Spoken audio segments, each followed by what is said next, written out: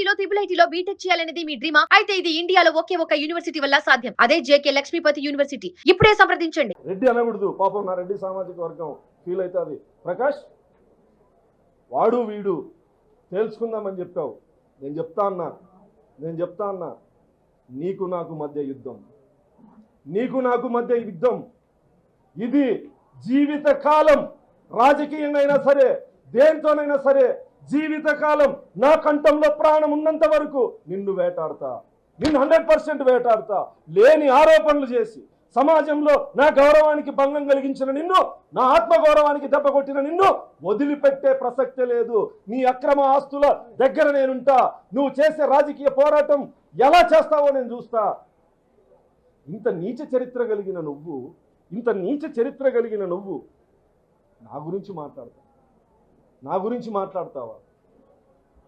దాదాపు 25 సంవత్సరాల నుంచి ఎటువంటి బ్యాక్గ్రౌండ్ లేకుండా, మా తాతల ఎమ్మెల్యేలో మా నాన్న ఎమ్మెల్యేనో కాదు, ఒక సామాన్య కుటుంబం నుంచి వచ్చి కష్టపడి స్థాయికి వచ్చే గౌరవ ముఖ్యమంత్రి చంద్రబాబు నాయుడు గారి ఆశీస్సులు, నారా లోకేష్ గారి ఆశీస్సులు, తెలుగుదేశం పార్టీ కార్యకర్తలు, నాయకుల ఆశీస్సులతో 4 పదవులు అని చెప్పేసి నువ్వు 4 పదవులు అని చెప్పి మాట్లాడుతున్నావు.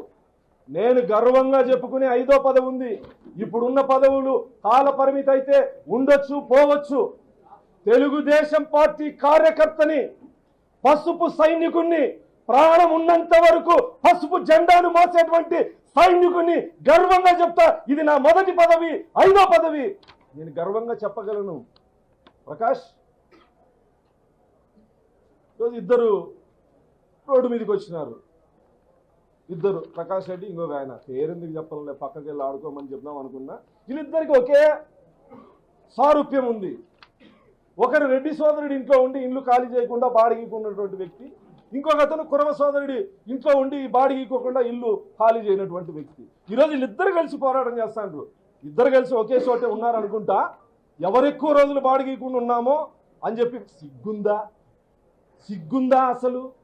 ప్రజాప్రతినిధులుగా ఉండి రాజకీయాల్లో ఆదర్శంగా సమాజంలో ఉండాల్సినటువంటి మనం ఇంటికి నమ్మి ఇల్లు బాడిగలకు ఇస్తే బాడిగలు కట్టకుండా, మున్సిపాలిటీకి డబ్బులు కట్టకుండా ఆ ఓనర్లని చుక్కని చూపించిన మీరు ఇద్దరు వచ్చి పోరాటం చేస్తా అంటే సిగ్గనిపించలేదా మీకు అసలు? ప్రకాష్ రెడ్డి, నీ కుటుంబ చరిత్ర, మీ అన్నది ఇంకో చరిత్ర ఉంది. 800 రూపాయల కోసం లారీ డ్రైవర్తో తన్నలు తిన్నటువంటి నీ సోదరుడి చరిత్ర. 800 కోసం ప్రకాష్ సోదరుడు లారీ డ్రైవర్తో చెప్పు దెబ్బలు తిన్నాడు. ఇది తెలుసో తెలీదో మీ అందరికీ? తెలుసో తెలీదో?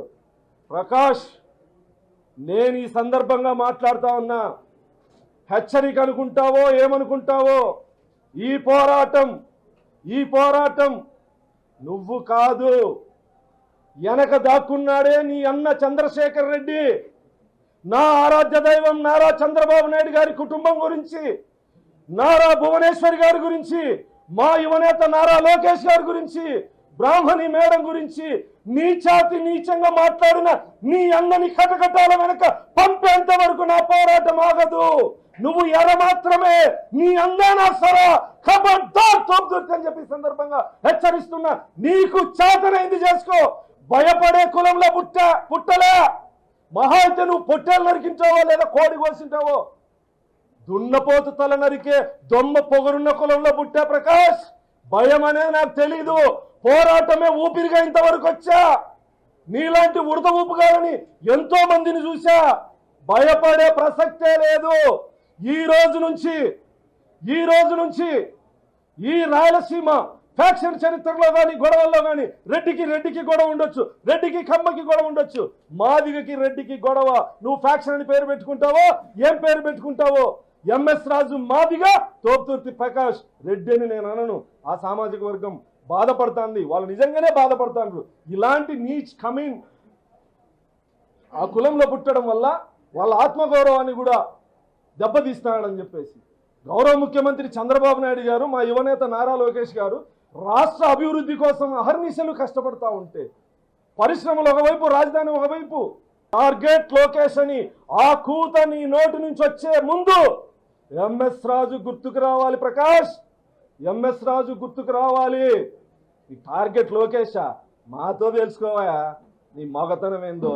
నీ కథ చూస్తా అని స్థాయిని మరిచి కేవలం ఉనికి కోసం వైఎస్ఆర్ కాంగ్రెస్ పార్టీలో ఉనికిని కోల్పోయి ఫ్రస్ట్రేషన్లో ఉన్నటువంటి ఒక వ్యక్తి కేవలం నారా లోకేష్ గారిని మాట్లాడితే లేదా గౌరవ ముఖ్యమంత్రి గారిని మాట్లాడితే ఉనికిలో ఉంటాను, వైఎస్ఆర్ కాంగ్రెస్ పార్టీ గుర్తిస్తుందనేటువంటి భ్రమంలో నారా లోకేష్ గారి మీద, శాసనసభ్యుల మీద అసత్యపు ఆరోపణలు చేయడం జరిగింది. సత్యసాయి జిల్లా తెలుగుదేశం పార్టీ అధ్యక్షుడిగా మా యువనేత నారా లోకేష్ గారి మీద అసత్యపు ఆరోపణలు చేస్తే ఖండించాల్సినటువంటి బాధ్యత, తిరుగుబాటు చేయాల్సినటువంటి బాధ్యత, మాట్లాడాల్సినటువంటి బాధ్యత ఒక పార్టీ జిల్లా అధ్యక్షుడిగా నాకుంది. నా శాసనసభ్యుల మీద మాట్లాడినప్పుడు, మా యువనేత నారా లోకేష్ గారి మీద మాట్లాడినప్పుడు నువ్వు ఇష్టానుసారం మాట్లాడితే నీలాంటి వాడిని చంపాల్సినటువంటి అవసరం, దౌర్భాగ్యం నారా లోకేష్ గారికి ఎందుకు ఉంటుందని చెప్పడం జరిగింది. ఏ ఆరోపణలు అయితే చేశావో ఆ ఆరోపణలు నిరూపించు, నీకు గురువారం వరకు సమయం ఇస్తాను అని చెప్పేసి నేను మాట్లాడడం జరిగింది. నా విల్లా ఎక్కడుంది, నా పార్టీ ఆఫీస్ స్థలం నాకు ఇప్పించు, నా బెంగళూరులో ఎక్కడ స్థలాలు ఉన్నాయో ఇప్పించు, ఇంకా నా గురించి ఏమేమి మాట్లాడావు అవి నిరూపించు అని నేను సవాల్ విసరడం జరిగింది. నీ ఇంటికి నేను ముష్టి యుద్ధానికి వస్తానని చెప్పలే, దీన్ని నువ్వు నోరు పారేసుకొని నేను నా ఆత్మగౌరవం కోసం నేను మాట్లాడితే ఒక సామాజిక వర్గాన్ని కించపరిచే విధంగా మాట్లాడాడని చెప్పేసి మళ్ళీ నీ కుటుంబ సభ్యులు నువ్వు మాట్లాడతావు. రెడ్లు ఈ అనంతపూర్ ఉమ్మడి జిల్లాలో తరిమేల నాగిరెడ్డి గారి దగ్గర నుంచి, నీలం సంజీవ్ రెడ్డి గారి దగ్గర నుంచి, జేసీ నాగిరెడ్డి గారి దగ్గర నుంచి, అనంత వెంకటరెడ్డి గారి దగ్గర నుంచి, దాడితోట నాగిరెడ్డి గారి దగ్గర నుంచి, ప్రస్తుతం ఉన్న అనంత వెంకటరామరెడ్డి గారు కూడా సీనియర్ రాజకీయ నాయకులు. ఏ రోజు మా గంజిలో ఉప్పు చూసి కుళ్ళుకోలేదే, ఏ రోజు వాళ్ళు మా మీద పడి ఏడవలేదే. జిల్లా అభివృద్ధి మీద వాళ్ళు ఇప్పటికీ వాళ్ళ ముద్ర ఉంది. మా పల్లె రఘునాథ్ రెడ్డి గారు, ఎంతోమంది రెడ్లు రాజకీయాల్లో హుందాతనంగా ఉన్నారు.